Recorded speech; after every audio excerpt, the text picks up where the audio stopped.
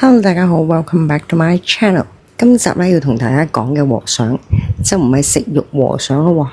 咁途中呢一位咧就係今集嘅主角啦。佢原名咧為吳冰，出生喺1977年，江蘇南通。佢喺2010年嘅時候咧就出家。原來出家之前嘅佢咧都係一位商人嚟嘅。咁自從佢選擇咗喺廈門剃度出家之後咧，就正式喺2012年嘅就投身去救助一啲懷咗孕嘅大肚婆啦，又或者係棄嬰嘅。哇，好偉大喎！佢亦都係蓮花慈善社裏面嘅負責人嚟嘅。咁一蚊解救佢咁偉大，都仲要俾人拉呢？原因呢，就係因為佢咧用呢一個旗號，話就話救助人哋啦，但係實質呢，原來係一個詐騙嘅局嚟。如果唔係因為呢一單新聞啦，好可能好多人都俾佢外表啦，同埋個人設咧係呃咗，竟然喺呢一段時間被騙嘅金額啊，仲達到成千萬嘅人民幣添。咁今次呢一單案件咧，其實喺5月21號啦，先正式立案嘅。咁立咗案之後咧，喺6月25號咧就將佢正式拘捕啦。更發現到咧喺呢個短短12年之間啊，救助過百名孕婦啦，以及小朋友，仲最高峰嘅時候咧，養咗600名要救助嘅兒童添。呢位綽號盜錄和尚嘅人呢，有啲人話佢一念成佛啦，但係睇翻呢一單新聞呢，句嘢就要改一改啦，應該係一夜成魔先啱。咁初步呢一單案件呢，而家正式咧係拘捕咗4名人士，一男3女。男嗰位咧，大家都知啦，就係呢位和尚爸爸嘛。而其餘3名女子咧，有一位咧係佢嘅前妻啦，而仲有另外一位咧，就原來係佢和尚爸爸嘅女嚟。咁分別咧個年齡就係35歲啦，其餘嗰2位咧就係24歲嘅。咁呢個48歲嘅和尚爸爸，之前呢都曾經有人呢去宣傳過佢嘅事蹟啦。咁大家要知道啦，人紅咗，又或者可以叫做樹大招風啦。咁引起呢網上面嘅熱議之外呢，仲踢爆咗佢原來一直係用呢一個方法去呃人哋錢嘅，得到翻嚟嘅善款呢，原來係用喺自己私人消費嗰度啦，同埋用咗喺宣傳啊網上面建立咗一啲慈善嘅人設嘅。咁所以呢，被內地公安去審查嘅時候呢，就發現到佢哋4個人裏面呢，有大量嘅現金啦，有唔少微信嘅轉賬添。咁雖然係調查緊呢件案件，但係呢，佢都有正式登記書啦。喺2022年嘅時候呢，就成立咗呢一間社會服務機構。但係喺2024年嘅時候呢，就將呢一間機構呢轉咗名俾佢自己個女喎。咁喺網上面呢，都翻查揾咗佢有唔少嘅資料啦，譬如係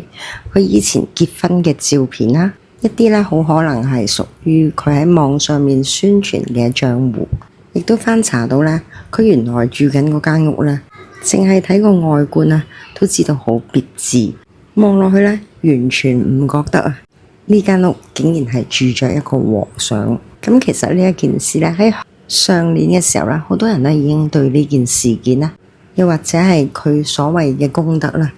所做嘅行為咧，已經抱着好懷疑嘅態度。咁經過網上發酵之後咧，喺今年嘅5月時候咧，可以話係炒到最高峰啊！咁即係話5月開始，點解內地嘅公安咧開始會插手呢一件事？原來喺5月嘅時候咧，抖音嗰邊咧有一位叫做小麗嘅阿姨喺開直播嘅時候咧，就聲稱自己係佢嘅合法妻子喎。咁呢位盜錄和尚除咗係佢嘅合法丈夫之外，佢喺直播嘅時候呢，都有聲稱呢，佢曾經俾佢家暴過，亦都背住佢呢去揾咗個小三返嚟。仲有最過分嘅呢，就係呢位盜錄啦，同佢嘅小三一齊夾埋呢去蝦佢嘅親生骨肉喎。咁當然亦都爆出咗唔少呢一位和尚爸爸善款嘅黑材料啦。咁後來咧，呢位小麗阿姨咧曾經直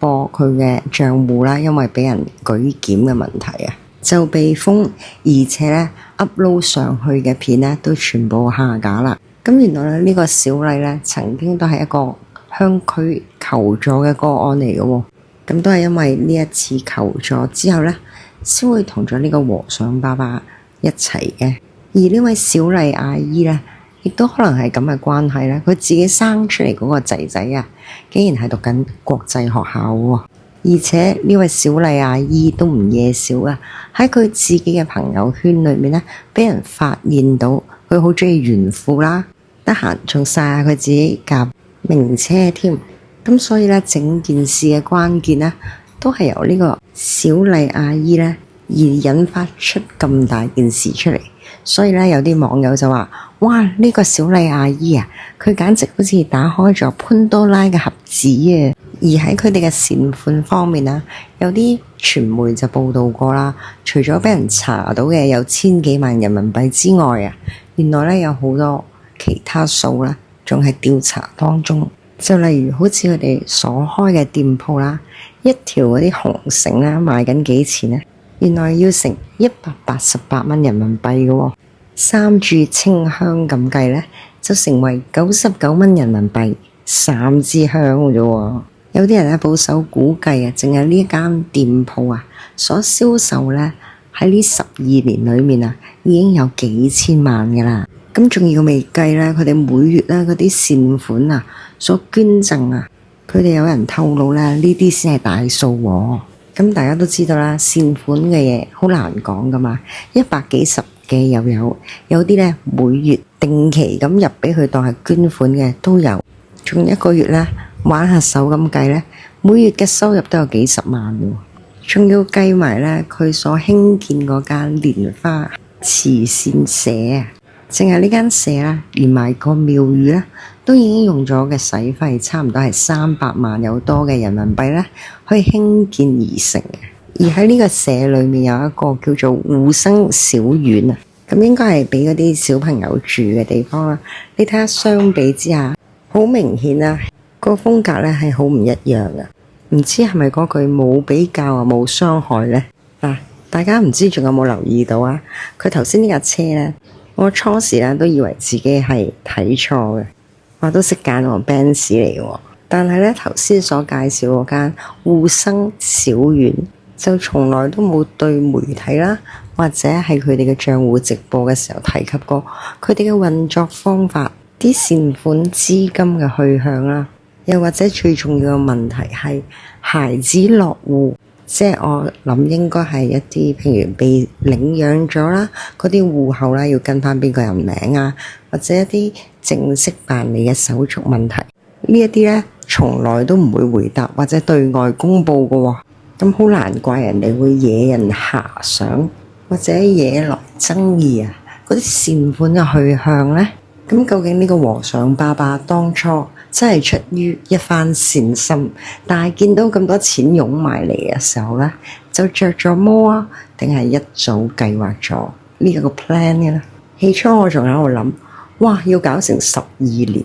先撈到千幾萬，點樣計咧都好似唔係咁啱數。咁原來咧，好可能千零萬淨係網上嘅交收啦，或者佢而家現金嘅持有啊，台面嘅計咗，台底嗰啲咧就未嘔出嚟，或者未對外公佈。所以我而家開始明白到啦，而家呢一個年代嘅人咧，開始冇乜同理心係正常。少則唔好彩遇上一啲碰瓷黨去呃錢，如果嚴重啲咧，好似呢啲咁大型有規模式嘅，又會設定嘅人設咧，就會頂住一啲譬如捐款嘅旗號啦、正義嘅人設啦，又講到一啲為社會啊大是大非嘅問題咧，就要更加倍小心啦。黎偉業啊，嗰一次都係類似做善事啦，打響自己嘅旗號啦。咁所以有關於今次呢件事件咧，大家又覺得會唔會真係詐騙為實嘅咧？不過好多事件啊，都會好似呢一件事件咁樣發生啦，因為男女關係嘅問題咧太過混亂啊，所以最後就俾自己人咧督返自己人啦，而有今次呢一種咁嘅下場咧。咁好啦，今集咧同大家分享嘅和尚爸爸分享到呢度為止，希望大家滿意收貨。亦都呼籲一下啦，入咗嚟聽又中意呢條 channel 嘅朋友仔咧，就可以嘅話記得俾 like 啦、subscribe 啦，同埋留建議性嘅 comment。咁下次咧再為大家分享個唔同嘅話題。咁夠鐘啦，又要同大家講一聲，拜拜。